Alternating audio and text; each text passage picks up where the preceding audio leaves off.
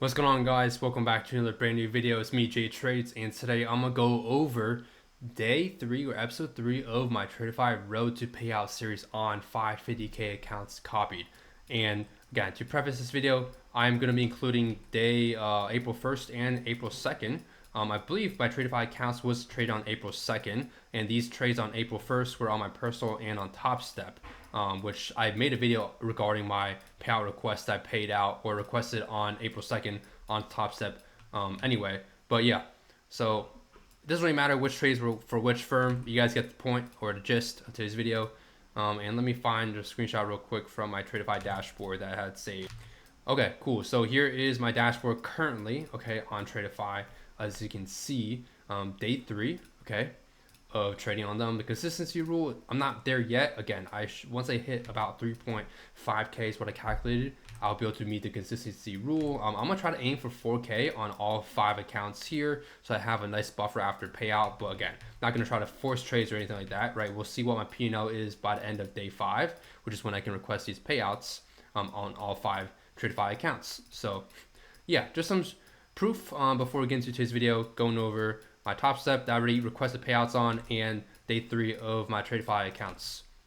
So let's go over these trades now. So let me move this to the side. Based on this day, I missed out on the majority of kill zone here because I was up late trading NQ during Asia session, Asia into London almost. So yeah, I was not up at this time here, unfortunately, because there was such a nice continuation setup here off this origin here you could have taken. But yeah, missed that out on that trade. Based on this day, it was just a lot of scalping for the most part because I saw price slowly just climb in one direction, and it was a lot of counter trending, to be honest, too. But I want to show you this video, also show you guys that you can still make a lot of money counter trending, right? So first of all, this setup here, okay, we already took out this high, so I think this might have been used, to be honest. This is a crazy wick, very weird time. Must have been like, I think it was Trump used or something is what I heard. But yeah, massive wick there. I took this first setup after we took out that high. So looking for a counter trend 1-to-1. Again, keyword 1-to-1. I like to go for 1-to-1s in my counter trend trades. Sometimes I do go for 50% again, but keep in mind when price is trending heavily like this, I am looking for just a 1-to-1. So I took this IFG setup here. I can go in replay mode here real quick. So you guys can probably see my indicator market out. Again, if you guys want access to the indicator, it is in the link down below. It is only $49 a month and you get access to all 7 absolutely killer indicators. Again, you can use it with any strategy or system, but I've made them tailored to my system because it gives me a daily bias, kill zones, liquidity points, entry models, everything. So anyway, here you can see if this loads in a bit. Let's see if it does load. I might have to uncheck the setting here on the IFG if I can find it. Okay, cool. I figured it out. Anyway, you can see it says IFG here. I know hard to read here, but it does say it right there.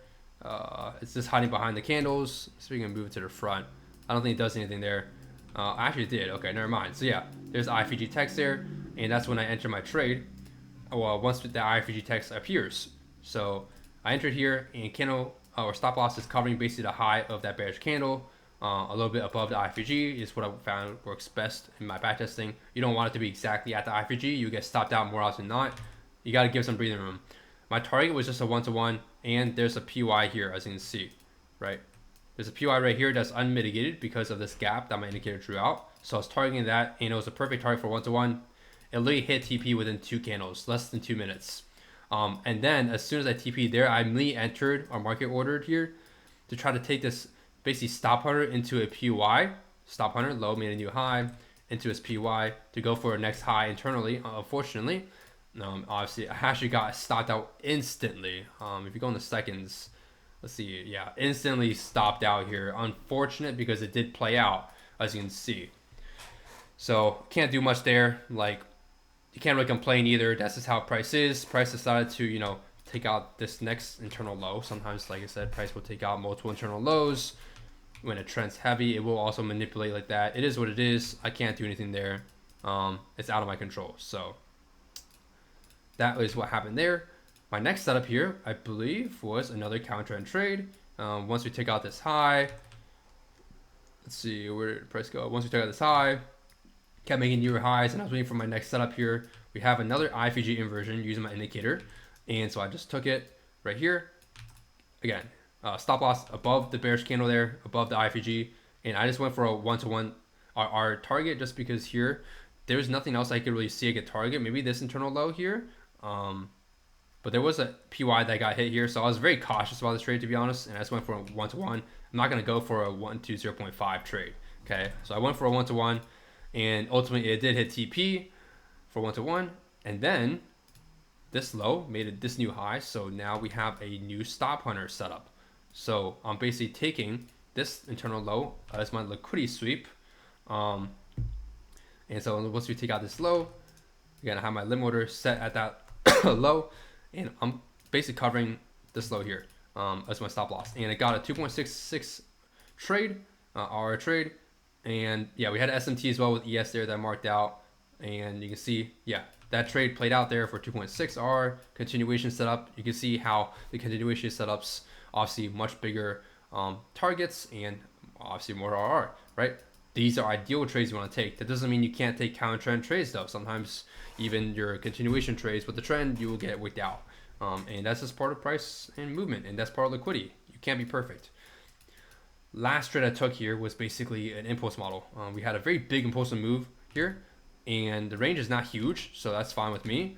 And I saw that we clearly had a PY we could target here, and I believe there's even a 5-minute PY here. Going on the 5-minute, you can see this is the 5-minute demand. So basically that's kind of what I was targeting here, the 5-minute demand here, going for a one-to-one. I entered on the candle break here for impulse model, stop loss at the highs. Got chopped up quite a bit, but didn't hit me out on stop loss, or did not stop me out. And it later went much further than I expected, if you want to play out price here. And the reason why is because we were in 1 hour supply. So if you just look to the left here, I can mark it here, but we are in 1 hour supply. So this 1 hour supply, you can mark it as a sell to buy or about to sell, it doesn't really matter.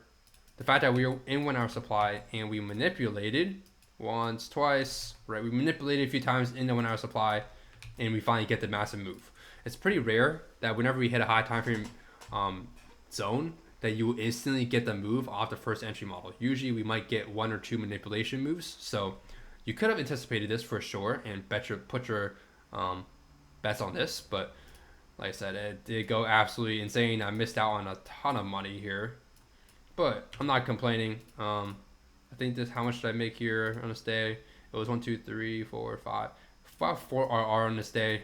Like if I held for the 1 hour supply move, jeez, I don't know how much money I could have made on this, to be honest. Would have been nuts for just one trade.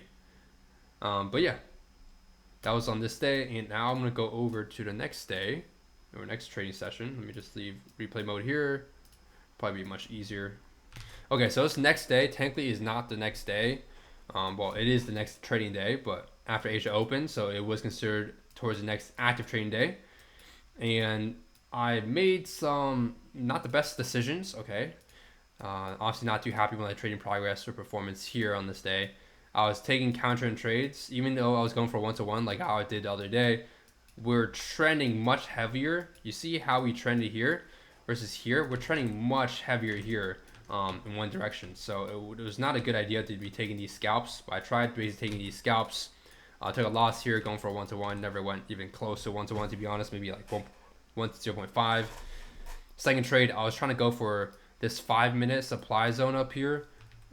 Seeing how we already took out a low, we made a break. I mean, there's a lot of manipulation moves already to the upside. I was hoping we could get a move back to 50%.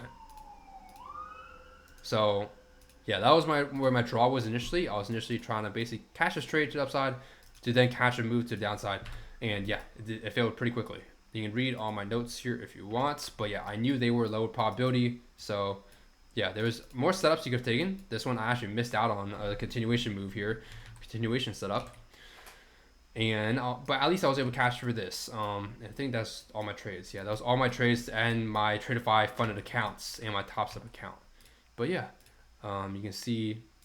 Let me delete this real quick. I will keep it there. There was multiple continuation models you could have taken. Stop hunter here. There's a stop hunter here as well. And I ultimately took this stop hunter here. seeing that, there's a lot of structure forming here.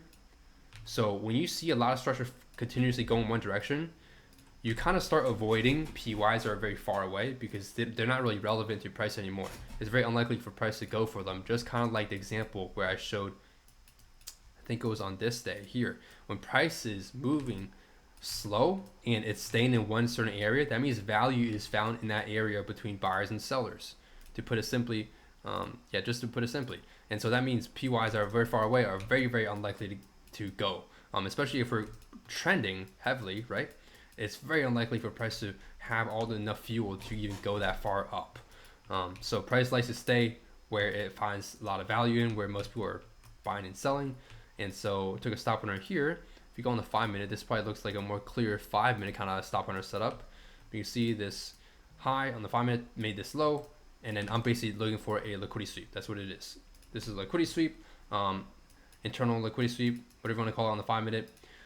Stop loss or entry was here on the limit order, and I basically covered, I think it was this high here. You can cover try to mitigation PY here, but to be honest, I realized that there's so much liquidity here. There's not a high chance prices can go, further past this high if it wants to go lower. Like we have all these highs here. You can consider all this as trend line liquidity within. And so I entered on that trade and it hit TP quick. This thing dumped fast. How long did it take? Less than 10 minutes to hit my TP for 4 hours. So you can see how trading a high R strategy like mine, it saves you a lot on days where you get direction wrong. Even though I knew direction was correct, I was taking lower probability trades is kind of what I meant. You see one big trade or just even one winning trade makes up multiple losses in a row. So yeah. Anyway, hope you guys do enjoy today's video. That does go over all the trades I've taken on my Tradeify and Top Step accounts that got me to my 10K Top Step payout, plus day 3 green consecutively on my Tradeify 50K accounts. There's 2 more days left until we request payouts. So if you guys want to look forward more to it, subscribe, turn on those notifications, and I'll see you guys in a free Discord server. If you need one-on-one help from me, I'm available for one-on-one mentorship with 1 spot left. If you want to learn at your own pace, there's a 100 or so course link down below, and I'll see y'all in the next video. Peace.